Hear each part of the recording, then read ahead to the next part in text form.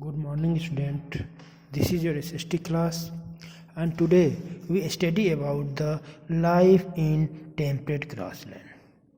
In temperate zone, where climatic conditions are moderate, the grasslands are more common. Temperate zone में जो climate होता है वो moderate होता है, न टेम्परेचर बहुत ज़्यादा लो होता है न बहुत ज़्यादा हाई होता है, न बहुत ज़्यादा गर्मी पड़ती है न बहुत ज़्यादा ठंडी पड़ती है, इसीलिए वहाँ पे कॉमन ग्रासलैंड पाए जाते हैं. The grassland which are found between subtropical and subpolar regions are known as temperate grassland. वह ग्रासलैंड जो सब ट्रॉपिकल एंड सब पोलर रीजन के बीच में पाए जाते हैं उनको टेम्परेट ग्रासलैंड कहा जाता है. And they are known by different name in different country. ये अलग अलग देशों में अलग अलग नाम से जाने जाते हैं. For example the prairies in North America, pampas in South America and steppes and Europe the down. In Australia and the velds in Africa. Means अलग अलग देशों में इस घास के मैदान को जो टेम्परेट ग्रासलैंड है उसे अलग अलग नामों से जाना जाता है. The temperate grassland prairies good posture and ideal condition for animal rearing. जो टेम्परेट ग्रासलैंड है वो वहाँ पे बहुत ज़्यादा जानवरों के लिए चारा मिलता है, इसलिए जानवरों को पालने के लिए सबसे अच्छा प्लेस है. इस सेक्शन में हम लोग टेम्परेट ग्रासलैंड के बारे में पढ़ेंगे जो नॉर्थ अमेरिका और साउथ अफ्रीका में पाए जाते हैं. नॉर्थ अमेरिका में इसको प्रेरीज नाम से जाना जाता है और साउथ अफ्रीका में इसको वेल्ड नाम से जाना जाता है. The prairies. The grassland in the North America are known as prairies. North America में जो टेम्परेट ग्रासलैंड पाई जाती है उसको प्रेरीज नाम से जाना जाता है.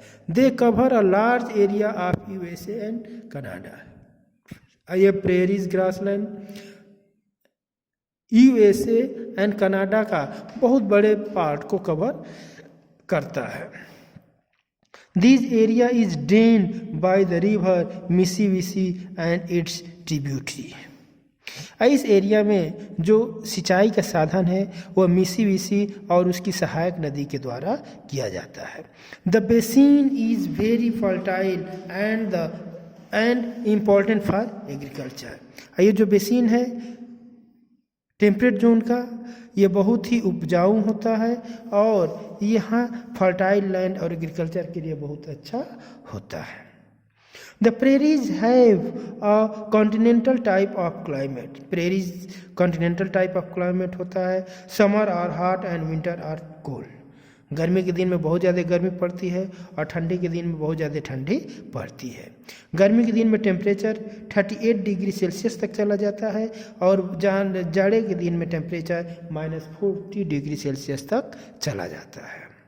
The rainfall is not sufficient for the growth of trees. Instead different type of grasses can be found. क्योंकि बरसात बहुत कम होती है इसलिए कम बारिश के कारण यहाँ पे बड़े बड़े पेड़ नहीं हो पाते हैं, जिसके कारण यहाँ पे सिर्फ घास के मैदान पाए जाते हैं. In some places grass grow taller than a man. और कहीं कहीं तो जो घास के मैदान होते हैं, घासें होती हैं, वो आदमी से भी बड़ी होती हैं. The common animals here are jackal, rabbits, deer, dogs etc. Large herd of bisons are also found in these prairies. Jackal, rabbits, deer, dog यहाँ के कॉमन जानवर हैं. A large part of prairies is now being converted into agricultural land. आज prairies का एक बहुत बड़ा हिस्सा लैंड में कन्वर्ट कर दिया गया है. घास के मैदान को साफ करके उसको एग्रीकल्चर लायक बनाया गया है और वहाँ पे बहुत ज़्यादा गेहूं की पैदावार होती है. The main crops are wheat, corn, oats etc. The farms are being big in size and the work is mostly done with the help of machine. और जो फार्म्स होते हैं वो बड़े होते हैं. यहाँ पे अधिकांश कार्य मशीन के द्वारा किए जाते हैं. The type of farming is known as extensive farming. इस तरह की खेती को एक्सटेंसिव फार्मिंग कहा जाता है, जहाँ पे खेत फार्म हाउस के रूप में बहुत बड़े होते हैं और वहाँ पे सारा काम मशीन के द्वारा किया जाता है, उसको एक्सटेंसिव फार्मिंग कहा जाता है। In this method farming modern method of cultivation and high yielding variety of seeds are used.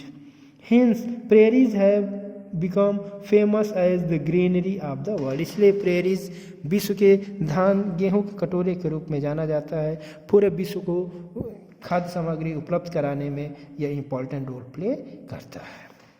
The population is mainly concentrated around wheat growing area और रिवर्स।